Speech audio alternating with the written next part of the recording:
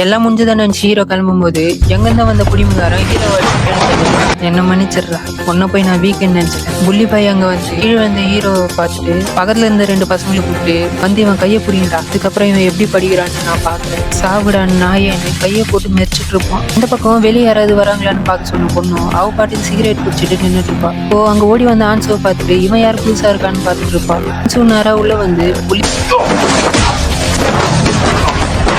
கூட இருக்கிற 2 பசங்களையும் வச்சு போட்டு ஹீரோவை பார்த்து டே உனக்கு பொண்ணாகல நீ ஓகே தானு கேட்டுட்டு சரி இந்த விஷயத்தை இதோட முடிச்சுக்கலான்னு நார்மலா சொல்லிட்டு ஹீரோவை கூட்டிட்டு அங்கிருந்து கிளம்பிடுவான்.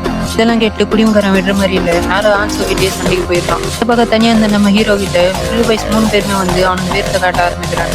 ஒருத்தனை போட்டு 3 பேர் அடிப்பானுங்க. இன்னொரு பக்கம் ஆன்சோ பயங்கரமா சண்டை போட அவனையே தூக்கி கீழே அடிக்கிறான் இந்த குடிமுகாரன். இருந்தாலும் ஆன்சோ விடுற மாதிரி இல்ல, எப்படியோ கஷ்டப்பட்டு அவன் கழுத்தை லாக் பண்ணிட்டு ஒழுங்கா எல்லாத்தையும் நிறுத்திக்கிடான்னு சொல்லுவான். இன்னொரு பக்கம் ஹீரோ அடிச்சிருந்த புள்ளி பாய் இப்படிலாம் அடிச்சா எனக்கு கோவம் தீராதுன்னு பக்கத்துல இருக்கிற பாட்டில எடுத்து ஹீரோ அடிக்கலான்னு வருவான். ஆன்சோ இதை பார்த்துட்டு ஹீரோவை காப்பாத்தலான்னு வரும்போது குடிமிகாரன் ஆன்சோட காலை பிடிச்சிட்டு விட மாட்டான்.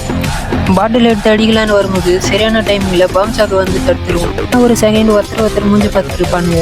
அப்ப ஆன்சோ டேய் உங்களுக்கு எல்லாம் வெக்கமாவே இல்லையாடா, ஒருத்தனை அடிச்சான்றதுக்காக அவனை அடிக்கிட்டு எங்களோட வந்து சண்டை போடுறீங்கன்னு பயங்கரமா அசிங்க பத்தி பேசிடுவோம். புள்ளி பாய் இதுக்கப்புறம் என்ன பண்றதுன்ற மாதிரி குடிமிகாரனை பார்ப்பான். உனக்கு ஆன்சோ பேசுறதுல ரொம்ப அசிங்கமாயிடுச்சு போல, அவன் பாட்டுக்கு அங்கிருந்து சைலண்டா கிளம்புவான். இப்போ நம்ம ஹீரோ புள்ளி பாயை பார்த்து போதும் எல்லாத்தையும் நிறுத்திக்கிடா அப்படின்னு சொல்லிட்டு 3 பேரும் அங்கிருந்து கிளம்பிடுவாங்க.